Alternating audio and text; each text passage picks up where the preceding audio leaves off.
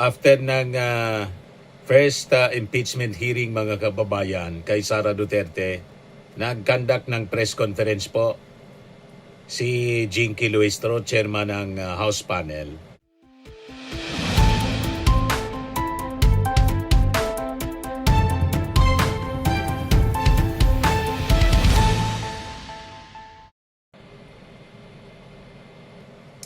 Hello po mga kababayan, si Dante Maravillas. After ng first impeachment hearing mga kababayan kay Sara Duterte, nag-conduct ng press conference po si Jinky Luistro, chairman ng House Panel, with Representative Terry Ridon. Panoorin natin mga kababayan. And let us be reminded that this hearing, clarificatory hearing, is intended for the determination of probable cause, not for the purpose of determining the guilt or innocence of the respondent, no? So for today, we acted on the motion for the issuance of subpoenas. Medyo madami yon. We are issuing subpoena to the Ombudsman with respect to the SALN, and then the COA with respect to the documents on confidential fund, and the BIR also with respect to income tax returns, and the SEC with respect to the general information sheet and audited financial statement of certain business establishments of the respondent, as mentioned kanina ni Congressman Ridon during the raising of his motion, no? We also acted in favor of the request for protective custody of witness Ramil Madriaga. We are also issuing subpoena ad testificandum to certain witnesses named by Congresswoman De Lima, no?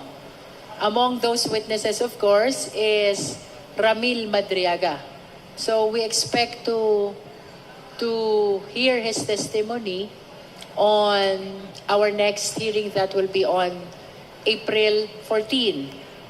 Now, about the letter of the Respondents' Council, the use of mini-trial, the term mini-trial, is only to help the public distinguish the proceeding before the Justice Committee vis-a-vis the trial which will happen in the Senate, no?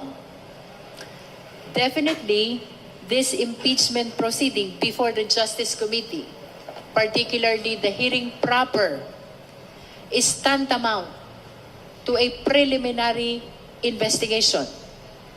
And therefore, there will be clarificatory hearing as distinguished from a trial that is for the purpose of determining the existence or non-existence of probable cause. If you try to imagine, kung walang clarificatory hearing, how are we going to decide on the existence of probable cause? We should remember that in the decision of the Supreme Court, Duterte versus House of Representatives, we were repeatedly reminded to go over the evidence, to weigh the same, and to make sure even that the House members or the Justice members understand and know the evidence that supports the allegation of offenses and allegation of grounds, no? So in response to the letter of the Respondents' Council, I reiterate that what is happening before the Justice Committee is not a trial. We are very much aware that trial will happen only in the Senate. And that is very clear as well in the Constitution. what is happening before the Justice Committee is a preliminary investigation where there is clarificatory hearing to aid the justice members in the determination of the existence of probable cause. There's actually a big difference between the proceeding in the Senate and the proceeding before the Justice Committee. Remember, our parameter here is probable cause only, which simply means a justification to be able to proceed to trial. Doon sa trial, which happens in the Senate, what they determine is the guilt or the innocence of the respondent. Ultimately, the proceeding before the Justice Committee must be judged not on the basis of the label, not on the basis of the terminology, not on the basis of the nomenclature. It should be judged on the entirety of the proceeding that is happening before the Justice Committee. We maintain the position. This is not a trial. This is a clarificatory hearing akin to a preliminary investigation. For purposes of our opening statement, that would be all. Hi ma'am, good afternoon po. Well, you've already clarified about the mini trial. At a press conference po this afternoon, the camp of Vice President Sara Duterte insists that the House intends to conduct a trial. That's why isa po yun sa mga binabanggit nila kaya hindi po sila a-attend. And at the same time, they still question the constitutionality of the overall proceedings. So, having said that, do you still expect the Vice President to attend one of the hearings or sa mga susunod pa po, considering their position? Well, it's hard really to preempt what will be the mindset or the position of the Vice President on the subsequent hearings.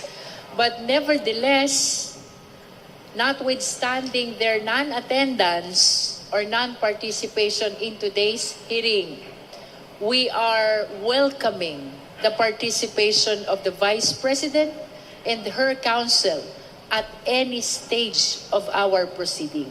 As a matter of fact, ito yung matagal nang hinihintay ng taong bayan.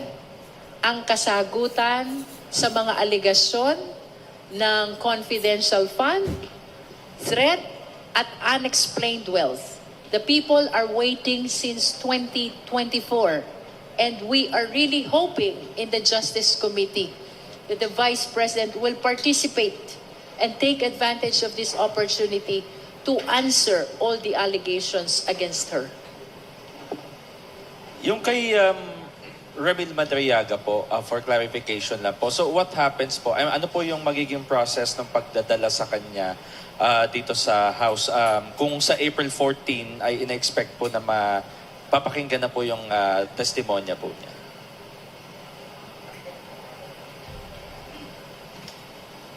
Pagka naman po talagang ipapatawag na si Ramil Madriaga, we will have to coordinate with the court and with the BJMP. No? Kasi syempre, sila po yung meron talagang jurisdiction over Mr. Madriaga. No? So, pagka meron na po hearing date, yung po pag-appear ni April 14, no?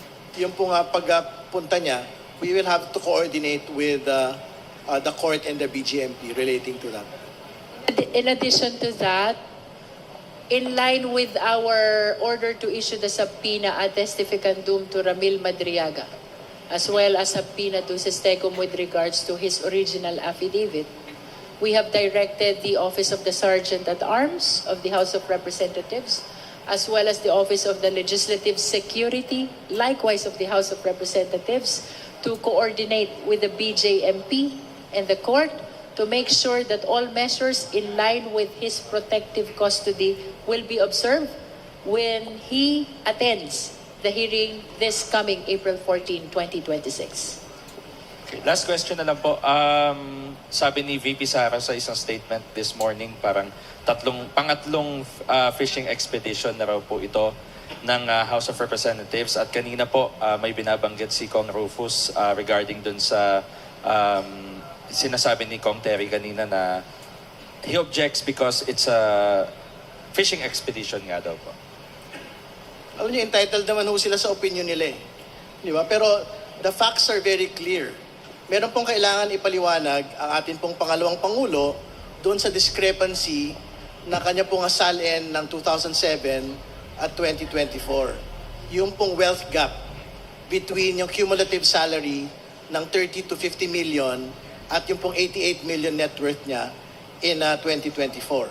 So yung magpapaliwanag po nitong lahat ng ito, yung pong lahat ng mga isasabina pong mga dokumento from the BIR, tax payments, tax records, ITR, VAT payments ng mag-asawang Duterte Carpio at yung pong mga kumpanya po kung saan po nailista sa 2024. May papaliwanag din po yan mula doon sa audited financial statements nung pong kanila pong mga kumpanya na linista rin po sa 2024. Fishing expedition lang ho yun kung wala ho tayong pinagsisimulang mga dokumento.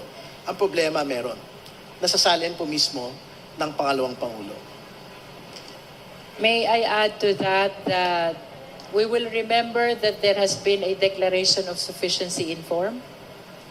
There has been a declaration of sufficiency in substance.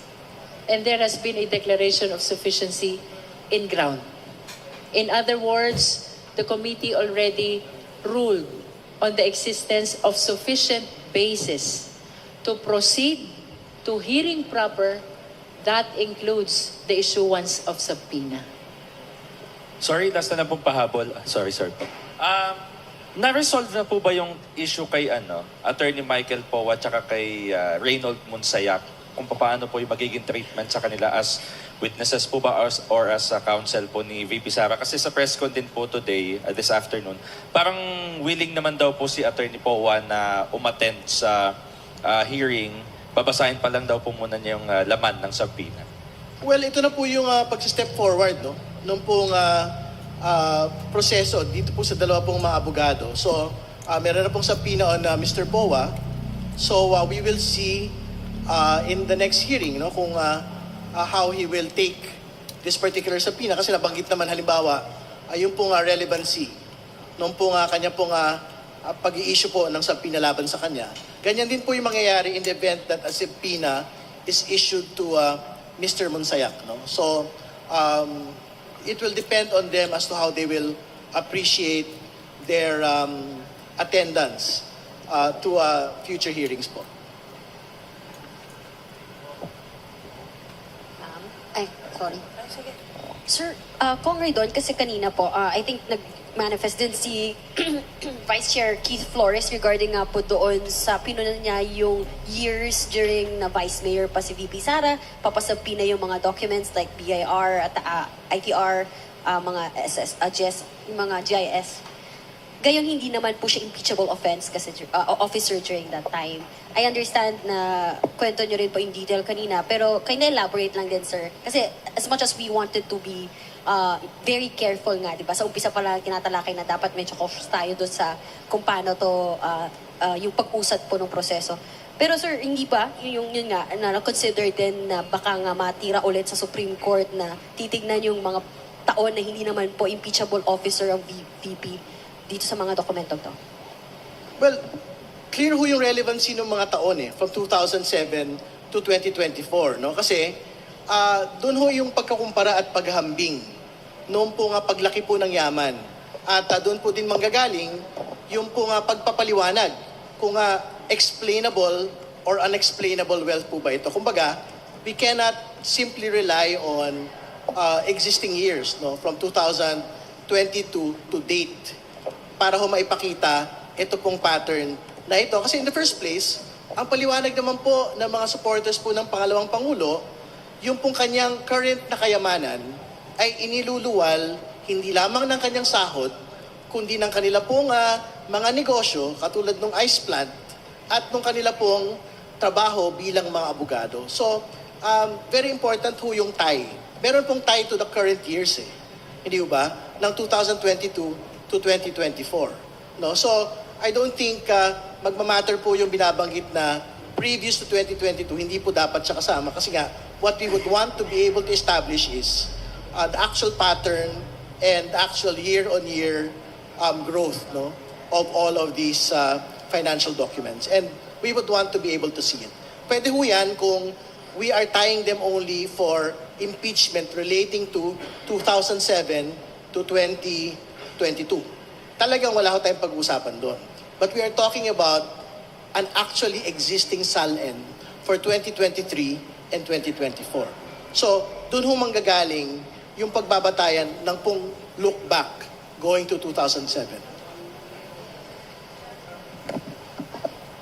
Good afternoon po.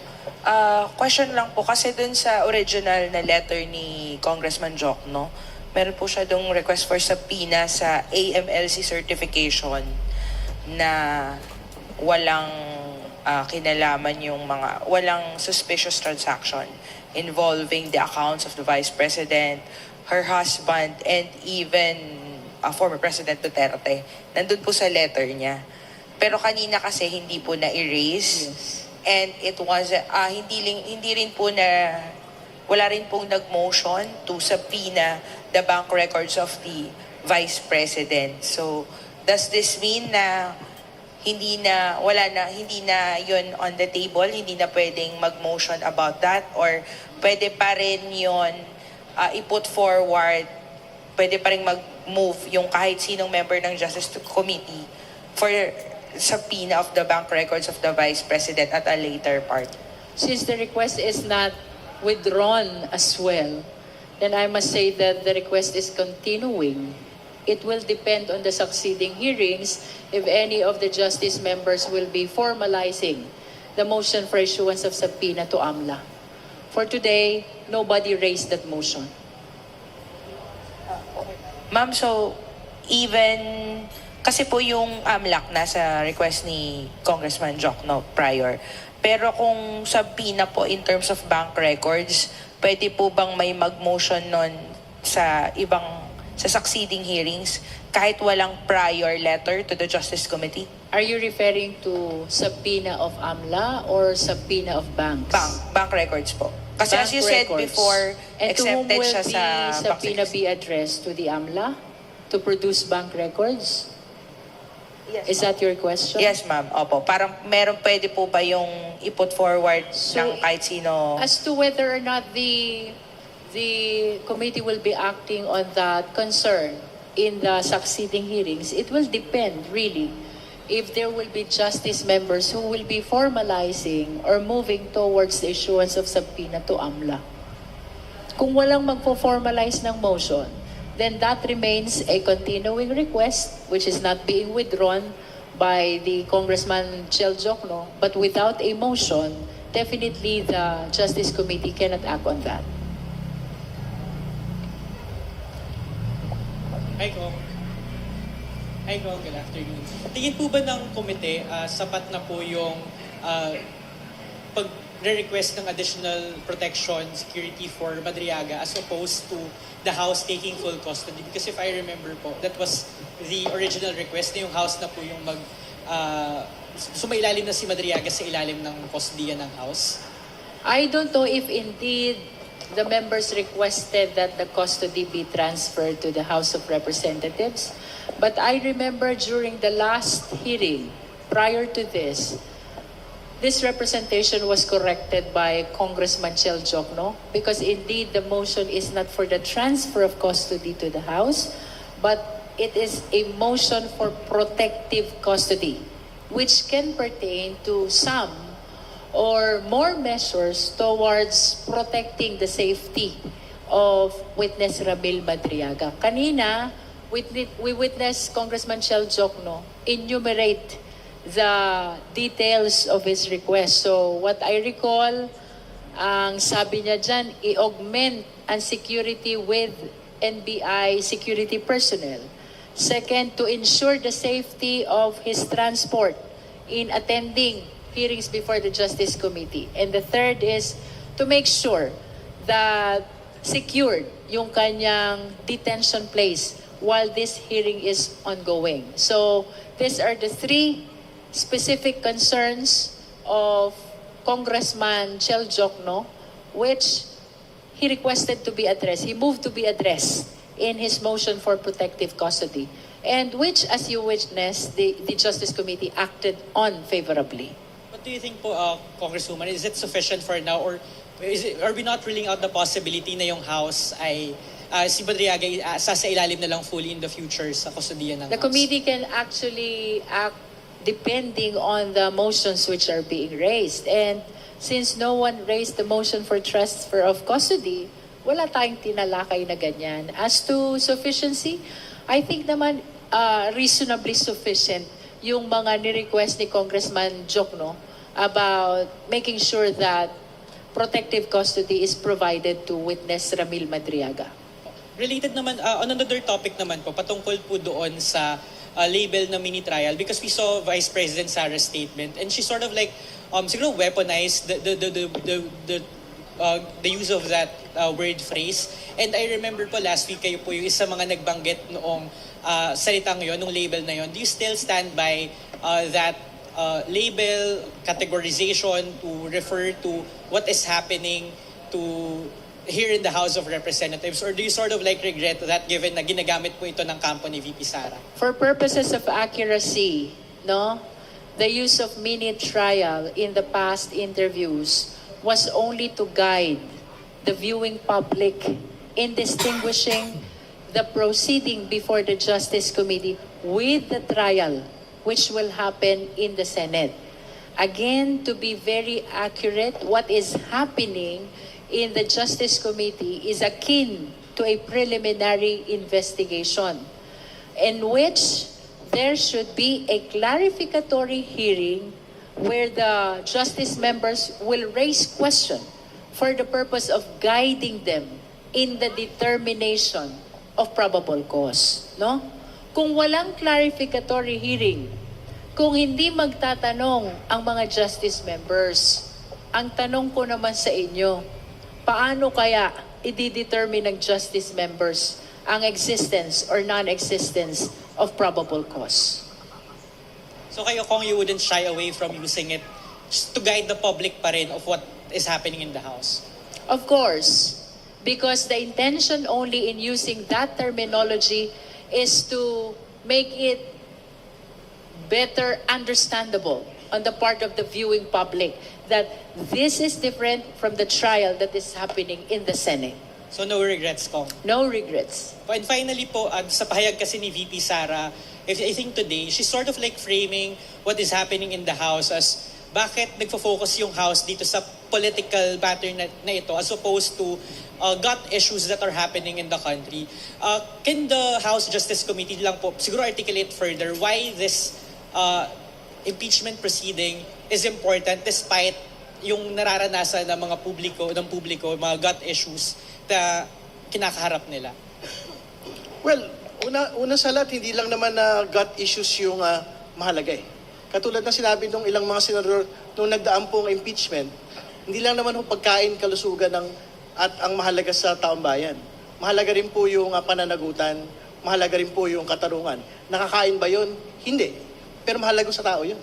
Hindi ba? At hindi rin ho totoo. Katulad ng binanggit ho ng ating pong chair kanina, na wala hong focus doon sa krisis ang Kongreso. Yung pong passage po ng excise taxes removal, suspension, nagawa po ito ng Kongreso within the span of 2 weeks. No? At for the signing of the President na po ito. At the same time, na tumatakbo po yung accountability mechanisms ng House Justice Committee na ipagsabay po ito sa economic relief measures po ng Kongreso sa kabuuan. So, hindi po yung totoo na dito lang kami nakafocus sa politika, sa pagpapanagot. Kasi ang totoo, kahit sa mga pang-ekonomikong mga usapin, tumindig po yung Kongreso para dito. Thank you po. Good afternoon po. Sige, go. Nabanggit niyo po kanina na expected po yung testimony ni Ramil Madriaga sa April 14. Ano po ba inaasahan po natin dun sa next na hearing? Lahat po ba nung pinasasapi na po itatakal natin din? Well, since we have issued a subpoena already, we will see if we can accommodate all their testimonies and presentation of documents, then we will do that. Hello po, good afternoon. Isaiah from Abante and Billionario. Ma'am, question lang regarding with the statement of the Vice President na sinasabi nila na hindi na raw nila pagtutuunan ng pansin ang House of Representatives dahil parang sigurado naman ang may impeach siya dito kaya sa Senate na raw sila haharap. So is it parang a sign before us na madaliin na to, magbotohan na sa plenaryo? Kasi parang we're not expecting for the Vice President naman na pumunta na dito. Well, una sa lahat, hindi ko alam doon sa listahan ng mga pahayag ng pangalawang Pangulo na sinabi niya yan. Hindi ko walang ganon. Nakita ko yung statement kanina. Ang sinasabi lang niya, dapat ibasura ng House Justice Committee ito pong impeachment complaint laban sa kanya. Wala siyang sinabi patungkol doon sa specific wording na binabanggit po ninyo. Pero again, ang gagawin po ng committee na ito, we will fulfill our constitutional mandate para ho dinggin ito pong mga ebidensya at magkaroon po ng committee report and to go to the plenary and vote on the impeachment. No? So I think that is the process that we will undertake, no?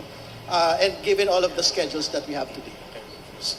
Also, sir, just regards with Congressman Rufus kanina, I mean, as he is a member of the committee and sa lahat ng motion, halos siya lang po yung mga tumututol. Are we expecting for him to do that na tutulan yung ibang mga motions natin? I think you have to ask it to him. No? I mean, I don't speak for Congressman Rodriguez. No? So he has his own mind, he has his own view of the world. No? So we respect him. So I think how he will deal with it in the next hearing, so siya ho yung makakapagpasya. Okay, thank you, sir. Good afternoon po, Eden Santos from Net25. Nakonsulta po ba ng mga congressmen na miyembro ng House Committee on Justice yung inyong mga constituent kung talagang gusto po nilang ma-impeach si VP Sara since sa bawat lumalabas po ang trust ratings, mga survey, ay nananatili pong mataas ang trust ratings ni VP Sara? Well, for my part, yes. I am from Batangas. And my constituents support this impeachment process. Well, sa bahagi po, syempre, yung consultative mechanisms naman, no? Merong tumututol, meron din pong hindi tumututol, no? Dito po sa impeachment proceedings po na ito. Pero balikan ho natin yung Pulse Asia Survey on distrust against the Vice President. Ang pinakamataas pong porsyento ron, ang nakalagay ho doon, corruption allegations against the Vice President. So, Tiko, yun ang pinaghuhugutan nung pong mga constituencies po na sumusuporta ho dito sa impeachment. I think they would want to see some closure on the matter of confidential funds, unexplained wealth, and the death threat against the President. Another question po. Bakit po hindi inaalaw or may limitations po yung participation ng mga legal counsel ni Vice President Sara Duterte dito sa mini trial or clarificatory hearing para mas makatulong po na ma-determine yung probable cause kung maririnig din po yung side ng mga ng kampo ni VP Sara through her lawyers po. If we allow that to happen, then that will be a trial. But since this is a preliminary investigation, as stated during the hearing this morning, the participation of their lawyer is limited to the assistance, which will be given during the hearing, submission of memorandum, pleadings, and other documents, and propounding of questions through the chairperson of the Justice Committee. No? Ulitin natin yon. If we allow the raising of questions to the lawyers, not just of the respondent, but even of the complainant, then that will be tantamount to hearing. Because that is one thing that distinguishes a trial from the clarificatory hearing. No? And since this is akin to a preliminary investigation only, the questions actually must come from the prosecutors, who in this case are the justice members. But nevertheless, in pursuit of due process, we allowed this morning the lawyers of the respondent and the lawyers of the other parties to propound questions. However, they will be coursed through the presiding officer. Medyo ano lang po para sana mas makatulong na mas mabilis ninyong ma-determine yung probable cause sa pamagitan po ng presentation of evidence, facts ng complainant at saka nung respondent. Well, let us be reminded that clarificatory hearing for the purpose of determining probable cause is entirely different from the trial which will happen in the Senate, no? Let us remember that the proceeding before the Justice Committee is intended only for the determination of probable cause, described as a justification for us to proceed to trial, no? So come May po, meron na tayong recommendation or pagbobotohan na po ito sa plenary and iaakit na sa Senate. We cannot tell yet. It will depend on the progress of the presentation of evidence of both parties, not just the complainant, because we continue to open the hearing for presentation of evidence of the respondent. Okay, thank you.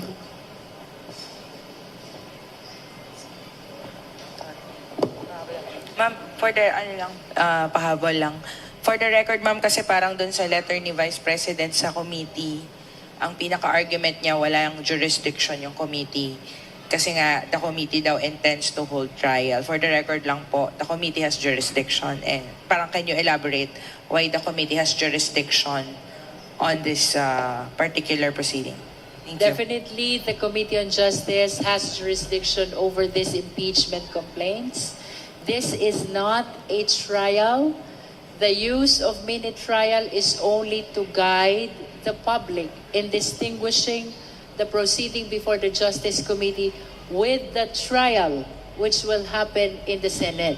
And to further distinguish the same, let us remember that this clarificatory hearing is intended only to guide the justice members in the determination of probable cause.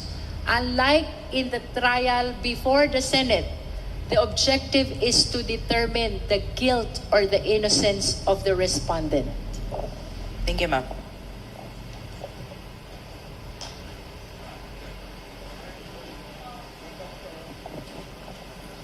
Good afternoon po, Rafi Tima from GMA7. Para lang po mas malinaw palalo, since laging binabanggit na clarificatory lang itong hearing nito at yung guilt ay didetermine sa Senate, is it safe to say na mas mababa yung bar dito sa mini hearing or sa probable cause compared dun sa Senado? Para po sa mga nagko-question na naghahanap ng ebidensya dito pa lamang po sa inyong mini hearing. That is correct, no? Dito sa clarificatory hearing before the Justice Committee, probable cause ang pinag-uusapan. Although I stated in my opening statement that this is different from the probable cause as defined in the criminal prosecution. To simplify, by probable cause in impeachment proceedings, it is the justification for us to be able to proceed to trial, no? Doon sa trial, of course, the amount of evidence would be higher because we will be determining already the guilt or the innocence of the respondent. But in both cases, it will be the conscience vote of the justice members for the purpose of clarificatory hearing and of the senators for the purpose of the impeachment trial.